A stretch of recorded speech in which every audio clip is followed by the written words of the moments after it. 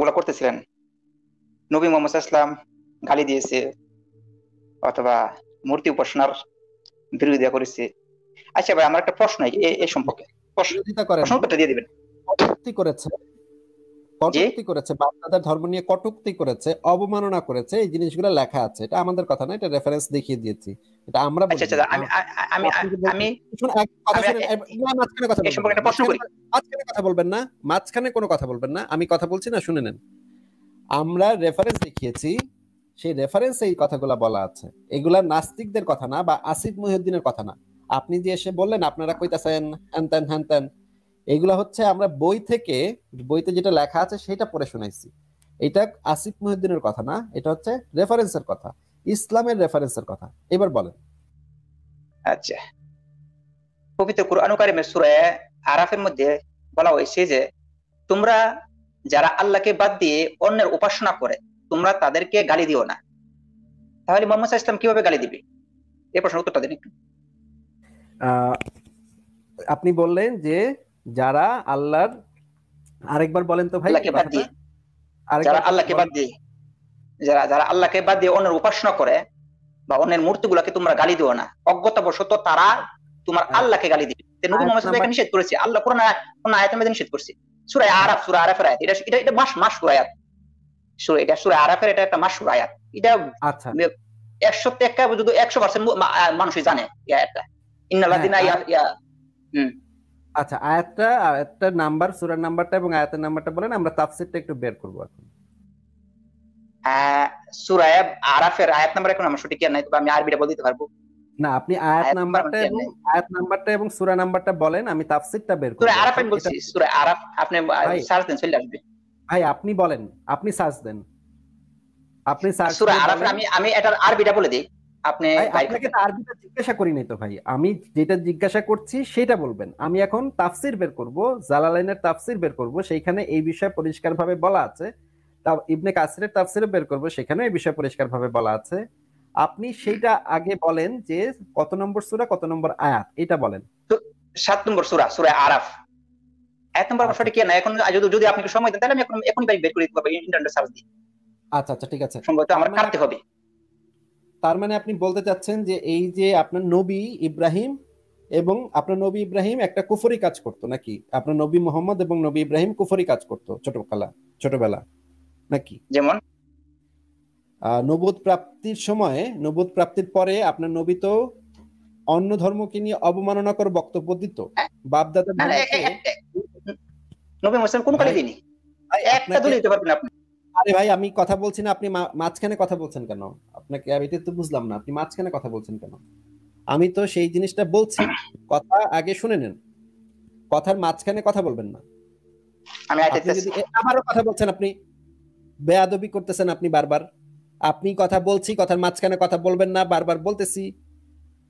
আমি আপনাকে বলেছি যে আমি এতক্ষণ ধরে রেফারেন্স গুলা দেখালাম যে আপনার নবী জুল খালাসা যে ইয়াটা ছিল, সেইখানে লোক পাঠায় তাদের মূর্তিগুলাকে ভেঙে ফেলতে পাঠাইছিলেন, কারণ তারা মূর্তি পূজা করত। সেই কারণে সেই জিনিসটা আমি এখন বের করতেছি। এবং আপনার নবী সূরা নম্বর 98-তে 6 নম্বর আয়াতে যে জিনিসটা বলেছে সেটা হচ্ছে যে অমুসলিমরা হচ্ছে নিকৃষ্টতম জীব, এটাও বলেছে আপনার নবী।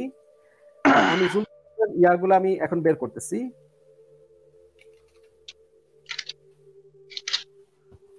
জুল খালাসার রেফারেন্স গুলো আমি এখন স্ক্রিনে দিব, আপনি একটু দেখবেন জুল খালাসার মানে ঘটনাটা কি ঘটেছিল। সেই ঘটনাটা আপনারা সবাই একটু দেখবেন। জুল খালাসা এটা হচ্ছে একটা অঞ্চল, জুল খালাসা হচ্ছে একটা জায়গার নাম যেখানে খাসাম কাবিলা এবং হযরত জারির ইবনে আব্দুল্লাহ আল বাজালির গোত্রের বনু বুহাইলাহ নামক মূর্তি স্থাপিত ছিল। তারা এটাকে কাবায়ে শামিয়া বলে অভিহিত করত। আচ্ছা, এখানে কি ঘটনা ঘটছে? আল বিদায়া ওয়ান নিহায়া গ্রন্থে কি লেখা আছে? ইমাম বুখারী মক্কা বিজয়ের বর্ণনা শেষে, এটা কিন্তু মক্কা বিজয়ের পরে, মক্কা বিজয় হয়ে গেছে তখন, রাসূলুল্লাহ সাল্লাল্লাহু আলাইহি ওয়াসাল্লাম একদিন বললেন যে তুমি কি আমাকে জুল খালাসার দুশ্চিন্তা থেকে মুক্ত করবে না? আমি বললাম জি হ্যাঁ। তখন জুল খালাসা ছিল ইয়ামেরের অন্তর্গত খাসাম এবং বুজাইলা গোত্রের ইবাদত গৃহ। সেখানে কিছু মূর্তি স্থাপিত ছিল, লোকেরা এর পূজা করত। এই ঘরটিকে বলা হতো ইয়ামিনী কাবা। বর্ণনাকারী বলেন তিনি সেখানে এসে ঘরটিকে ভেঙে দিলেন এবং আগুন দিয়ে জ্বালিয়ে দিলেন। বর্ণনাকারী আরো বলেন জারির যখন ইয়ামেনে পৌঁছান সেখানে এক ব্যক্তি থাকতো, সে তীরের সাহায্যে ভাগ্য গণনা করতো, তাকে জোর করে ইসলাম কবুল করাইছে। হ্যাঁ, এখানে আছে। তারপর সহিহ বুখারীর হাদিস থেকে আমরা দেখি, সহিহ বুখারী ইসলামিক ফাউন্ডেশন 3549 নম্বর হাদিসে যে জিনিসটা বলা আছে সেটা হচ্ছে জারির আরো বলেন জাহিরি যুগে খাসাম গোত্রের একটি প্রতিমা রক্ষিত মন্দির জুল খালাসা নামে একটা ঘর ছিল, যাকে কাবায়ে ইয়ামেনি ও কাবায়ে শামি বলা হতো। রাসূলুল্লাহ সাল্লাল্লাহু আলাইহি ওয়াসাল্লাম আমাকে বললেন, তুমি কি জুল খালাসা ব্যাপারে আমাকে শান্তি দিতে পারো? মানে নবী মোহাম্মদ খুবই উত্তেজিত ছিলেন যে ওইখানে একটা ইয়া আছে, মন্দির আছে যেখানে মানুষ পৌত্তলিকতা চালিয়ে যাচ্ছে, পূজা করে যাচ্ছে। তখন সে যে জারিরকে যাকে বলল, সে বলল, আমি আহমাস গোত্রের 150 জন অশ্বারোহী সৈন্য নিয়ে যাত্রা করলাম এবং প্রতিমা ঘরটি বিধ্বস্ত করে দিলাম। সেখানে যাদেরকে পেলাম হত্যা করে ফেললাম। মানে শুধুমাত্র যে সেই মূর্তিগুলোই ভাঙছে তা না, সেখানে যাদেরকে পেল তাদেরকে হত্যাও করে ফেললো। ফিরে এসে রাসূলুল্লাহ সাল্লাল্লাহু আলাইহি ওয়াসাল্লামকে সংবাদ শোনালাম। তিনি অত্যন্ত খুশি হয়ে আহমাস গোত্রের জন্য দোয়া করলেন। মানে এই বিষয়টাতে তিনি খুব খুশি হলেন। এটার আরো অনেকগুলো হাদিস আছে, আর অনেকগুলো হাদিসে এই জিনিসটা বর্ণনা করা আছে। এই যে দেখেন, রাবি বলেন দু তিনটা হাদিস জিনিস যথেষ্ট হয়ে যায়। এত বড় ইয়াদ তো আর সব মজা পাইবে না মানুষ। আপনি আমার সাথে ফেস টু ফেস কথা বলবেন। আমি কথা বলছি, আপনার সাথে ফেস টু ফেস কথা বলার মতো আপনার এখনো যোগ্যতা হয়নি ভাই। আমার যোগ্যতা হয় না, আপনার এখনো যোগ্যতা হয়নি। আপনি মাঝখানে কথা বলতে নিষেধ করেছিলাম, তারপর আপনি মাঝখানে কথা বলে যাচ্ছেন। আপনার এখনো যোগ্যতা হয়নি এবং আগামী 50 বছরের যোগ্যতা হবে না। আপনি আগামী 50 বছর মানে ইসলাম নিয়ে পড়ালেখা করেন, তারপরে আপনার যোগ্যতা হবে না আমার সাথে কথা বলার। ঠিক আছে, আপনাকে আমি ডাকতেছি স্টেজে, আপনাকে এতক্ষণ ব্যাক স্টেজে রেখেছিলাম, আপনি কথা বলেই গেছেন। আপনাকে যতক্ষণ পর্যন্ত কথা বলতে না বলা হবে ততক্ষণ পর্যন্ত আপনি কথা বলবেন না বা মুখ খুলবেন না।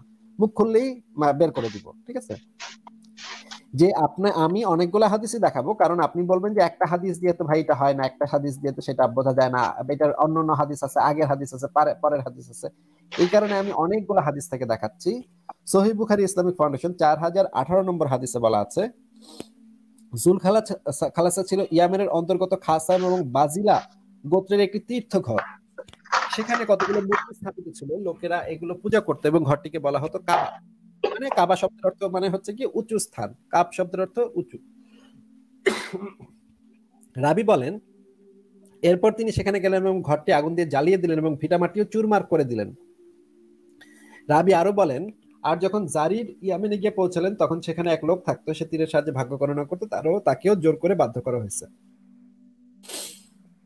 এরপরে লোকটা রাসূলুল্লাহ সাল্লাল্লাহু আলাইহি ওয়াসাল্লামের কাছে এসে বলল, ইয়া রাসূলুল্লাহ, সে সত্তা, আল্লাহর কসম করে বলছি যিনি আপনাকে সত্য বাণী দিয়ে পাঠিয়েছেন, ঘরটিকে ঠিক খুজরি পাঁচরা আক্রান্ত উটের মতো কালো করে রেখে এসেছি। মানে সেই মন্দিরটাকে, সেই ঘরটাকে যেখানে অমুসলিমরা পৌত্তলিকরা পূজা করতো, সেই ঘরটাকে খুজরি পাঁচটা আক্রান্ত উটের মতো কালো করে রেখে এসেছি। বর্ণনাকারী বলেন, এই কথা শুনে রাসূলুল্লাহ সাল্লাল্লাহু আলাইহি ওয়াসাল্লাম আহমাস গোত্রের অশ্বারোহী এবং পদাতিক সৈন্যদের সার্বিক কল্যাণ ও বরকতের জন্য 5 বার দোয়া করলেন। এই হাদিসটা আবার পাবেন আপনি আরো অনেক জায়গাতে, এই একই মানে মোটামুটি একই বর্ণনার হাদিসটা পাবেন, যে খুজরি পাঁচটায় এই ঘরটিকে খুজরি পাঁচটা আক্রান্ত কালো উটের মতো করে আপনার জন্য রেখে আপনার কাছে এসেছি। এটা পাবেন আপনি 4017 নম্বর হাদিসে, 4356 নম্বর হাদিসে এই জিনিসটা পাবেন। এটা অসংখ্য হাদিসে এই জিনিসটা বলা আছে, এখানে হাদিস গ্রন্থগুলোর ছবি পর্যন্ত দিয়ে দিয়েছি। তো এখন আমরা যে জিনিসটা দেখি যে নবী মুহাম্মদের যে এই যে মানে অমুসলিমদের প্রতি যে ঘৃণা, এই জিনিসটা সম্পর্কে ওনাদের একজন ইসলামের স্কলার আব্দুর রাজ্জাক বিন ইউসুফ উনি কি বলেছেন সেটা আমরা একটু শুনে দেখি। এটা আমি এখন একটু প্লে করছি, আপনারা একটু শোনেন। মূর্তির আস্তানে যাওয়া হারাম। আমরা মুসলিম মূর্তি ভাঙতে জন্ম নিয়েছি, মূর্তি গড়তে জন্ম নিনি। এই হাত দিয়ে কোনোদিন ছবি মূর্তি ঝুলাবো না কাপড়।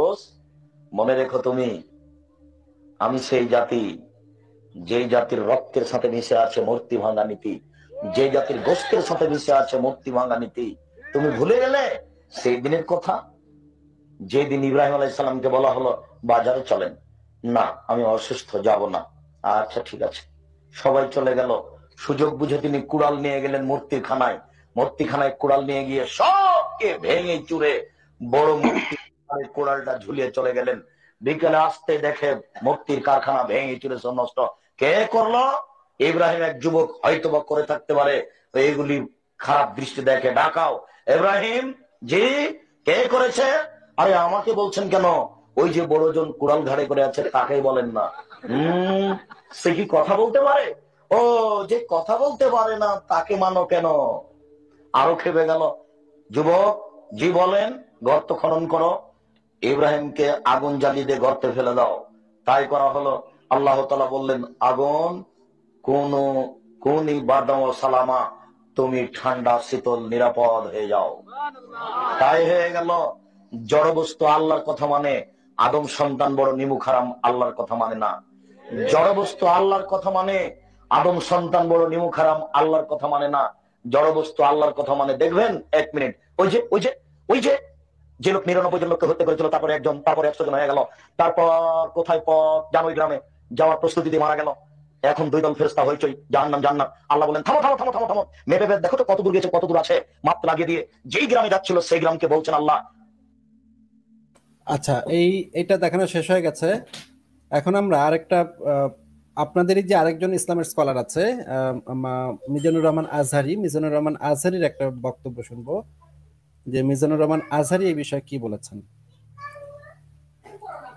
একটা শারীরিক, আরেকটা সাইয়েদনা ইব্রাহিম মানসিকভাবে প্রচন্ড বিপর্যস্ত ছিলেন, অসুস্থ ছিলেন। এর কারণ গোটা উম্মাত মূর্তির পূজা করে। এই দৃশ্য দেখে কোনো নবী মানসিকভাবে সুস্থ থাকতে পারে না। উনি বললেন, আমি অসুস্থ, তোমরা যাও। সবাই বলল, ঠিক আছে আমরা যাই। ইব্রাহিম, তুই আমাদের ঘরের মূর্তিগুলারে পাহারা দে। মূর্তি পাহারাদার একজন ভালো লোক পাওয়া গেছে। মূর্তি পাহারা দেওয়ার জন্য ভালো একজন পাহারাদার পাওয়া গেছে না? কথা কম, কথা বুঝতে কষ্ট হচ্ছে মনে হয়। মূর্তি পাহারা দেওয়ার জন্য কারে পাওয়া গেছে? সাইয়েদনা ইব্রাহিম কয়, ঠিক আছে আজকে পাহারা দি, মুজাম্মের পাহারা, যা তোরা দিতাছি, পাহারা দিতেছি যা। এইবার সাইয়েদনা ইব্রাহিম মূর্তির ঘরে ঢুকলেন। দেখেন কি সুন্দর কথোপকথন আল্লাহ তুলে ধরলেন। আল্লাহু আকবার।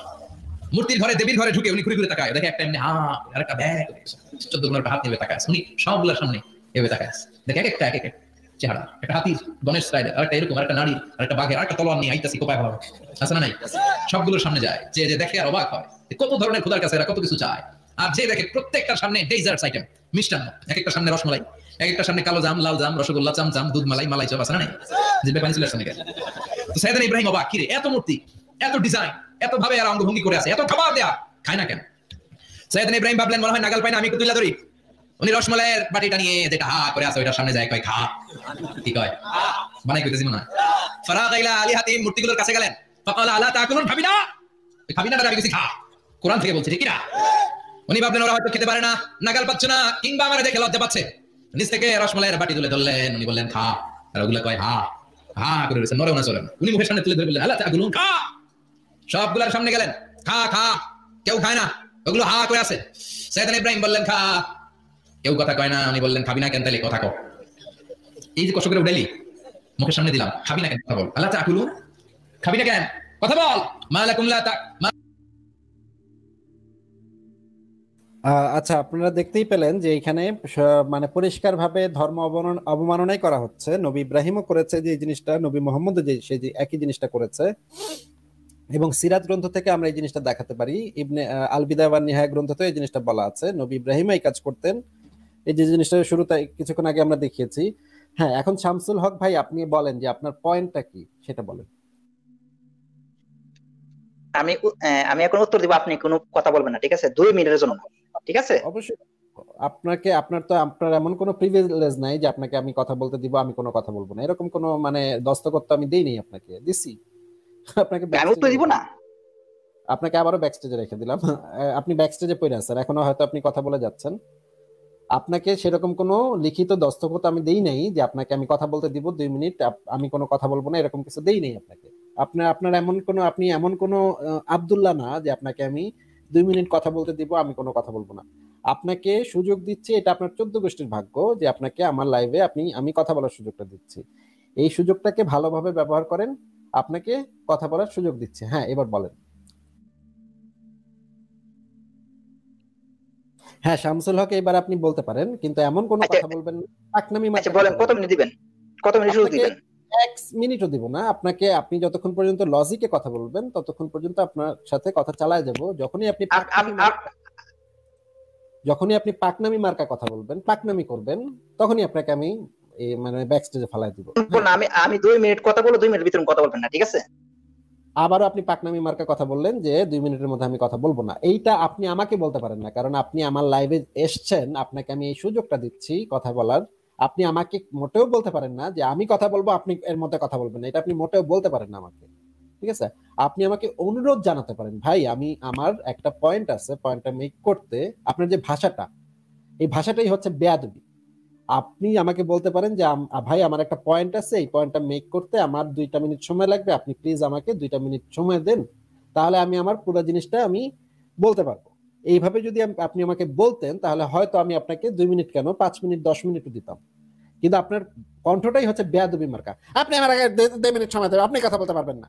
ভাই আপনারে তো আমি কোনো দস্তখত দিইনি তো ভাই, আপনারে কোনো দস্তখত দিচ্ছি এবং আপনার মতো লোকজন মানে আমি পুষি, এটা আপনার মনে হয়? আরেকবার সুযোগ দিচ্ছি, শেষ সুযোগ দিচ্ছি। বললেন তাহবাল কাবির। ভদ্রভাবে আপনি যদি ভদ্রভাবে কথা বলেন, আবার হাসছেন দেখেন, আপনার আবারও বের করে দিলাম আপনাকে। আপনি যদি ভদ্রভাবে কথা বলতে পারেন তাহলে কথা বলবেন, পাকনামি করলেই বাইর করে দিবেন। انت احبال كبير جدا والله. হ্যাঁ বলেন আপনি। انت احبال كبير جدا والله. طيب আমি আমার আমি উত্তর দিতেছি। আপনি বলছেন যে রাসূল সাল্লাল্লাহু আলাইহি ইসলাম গালিগালাজ করেছে, আপনি কোনো মানে সহিহ প্রমাণ দিতে পারলেন না। আর আমি কোরআনের আয়াত দিছি যে নবী আচ্ছা সহিহ প্রমাণ দিচ্ছি, ওয়েট করেন, সহিহ প্রমাণ দিচ্ছে। নবী মোহাম্মদ গালিগালাজ করতে এটা তো জানতোই, সবাই জানতো, এটা সবাই জানে নবী মোহাম্মদ গালিগালাজ করতে। এই জিনিসটা আমি এখন প্রমাণ দিচ্ছি। আপনি বলছেন যে সহিহ প্রমাণ নাকি আমি দিতে পারিনি, এটা একটা মিথ্যা কথা বললেন যে সহিহ প্রমাণ আমি দিতে পারিনি। আমি একটু আগে সেই জিনিসটা দেখালাম, তারপরে আপনি বলছেন সহিহ প্রমাণ দিতে পারিনি। সেই জিনিসটা আমি এখন দেখাই, আবার দেখাই, মানে বারবার এসে মিথ্যা কথা বলেন আপনারা। স্ক্রিনে এখন দেখাবো যে সেই হাদিসটা যেখানে আপনার নবী তার স্ত্রী সাফিয়াকে কি বলে গালিগালাজ করতে, সেই জিনিসটা দেখেন আপনারা। এটা হচ্ছে ইসলামিক ফাউন্ডেশন থেকে প্রকাশিত, একটু আগে হাদিস সহি হাদিসটাই দেখিয়েছি, তারপরে উনি বলছেন সহি রেফারেন্স থেকে দেখাতে পারিনি। সহি মুসলিমের হাদিস, ইসলামিক ফাউন্ডেশন, হাদিস নাম্বার হচ্ছে 3098। এখানে একদিন নবী মোহাম্মদ ওই যে হজের সময় যাচ্ছিলেন, রওনা দিছিলেন। নবী সাল্লাল্লাহু আলাইহি সাল্লাম যখন রওনা দেওয়ার ইচ্ছা করলেন, তখন সাফিয়াকে তার তাঁবুর দরজায় চিন্তিতা ও অবসাদগ্রস্ত দেখতে পেলেন। তিনি বললেন, বন্ধা নেরি, এই যে দেখেন বন্ধা নেরি, তুমি আমাদের এখানে আটকে রাখবে? বন্ধা নেরি, এই দুটা পরিষ্কার গালি। সেই সাথে আরো যে রেফারেন্স গুলো আমি দেখিয়েছি, আরো অনেকগুলো রেফারেন্স দেখাতে পারি। এটা হচ্ছে যে সিরাতে এই যে এখানে দেখেন, এটা হচ্ছে সিরাতুন নবী ইবনে হিশামের, যে সিরাতুন নবী ইসলামিক ফাউন্ডেশন থেকে প্রকাশিত হওয়া। এখানে যখন বনু কুরাইজা গোত্রকে যখন আক্রমণ করে, তখন রাসূলুল্লাহ, এই যে দেখেন, রাসূলুল্লাহ বললেন, আমাকে দেখলে ওরা এসব আর মুখে আনবে না। তিনি তাদের মানে বনু কুরাইজা গোত্রের দুর্গগুলোর নিকটবর্তী হয়ে বললেন, হে বানরের জ্ঞাতিগোষ্ঠী, হে বানরের জ্ঞাতিগোষ্ঠী, হে বানরের জ্ঞাতিগোষ্ঠী। মানে এটাও তো একটা গালি, মানে ইহুদিদেরকে তিনি বানরের জ্ঞাতিগোষ্ঠী বলে গালি দিলেন। আরেকটা হচ্ছে আবুল হাকামের নাম বিকৃত করা। আবুল হাকামের নাম ছিল আবুল হাকাম, ওনার নাম ছিল আমর ইবনে হিশাম বা আবু আল হাকাম, মানে হচ্ছে জ্ঞানীর পিতা। ওনাকে উনি নাম দিয়েছিলেন আবু জেহেল নাম দিয়েছিলেন, ঠিক আছে? ওনাকে জাহেল শব্দের মানে হচ্ছে কি মূর্খ, জাহেল মানে হচ্ছে বর্বর মূর্খ। সেই লোককে নবী মোহাম্মদ জাহেল আবু জেহেল নাম দিয়েছিলেন, আবু জেহেল বলে ডাকতেন। একজনের নাম বিকৃত করা, নাম বিকৃত করে বিকৃত নাম রাখা, সেটা তো সম্পূর্ণভাবে হচ্ছে গিয়ে গালিগালাজ করা। এই রেফারেন্স গুলো আবারও দেখালাম, এবার আবার যুক্ত করছি।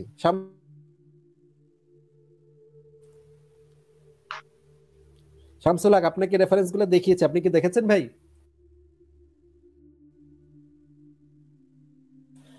শামসুল হক, আপনাকে রেফারেন্স গুলো আবারও দেখিয়েছি, আপনি কি রেফারেন্স গুলো দেখেছেন? এগুলি আমার মুখস্থই আছে, মানে দেখতে হবে না, এগুলো তো আমি আগে থেকে জানি, ঠিক আছে? এখন উত্তর দেবো নাকি, প্রত্যেকটা প্রশ্ন উত্তর দেবো নাকি, নাকি আমি প্রশ্ন করবো, মানে দুইটা থেকে যে কোনো একটা?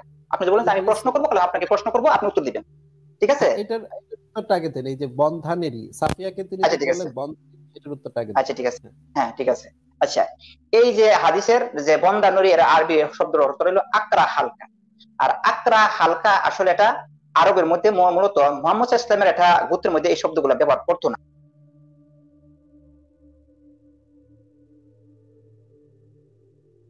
হ্যাঁ, আপনার উত্তর কি শেষ?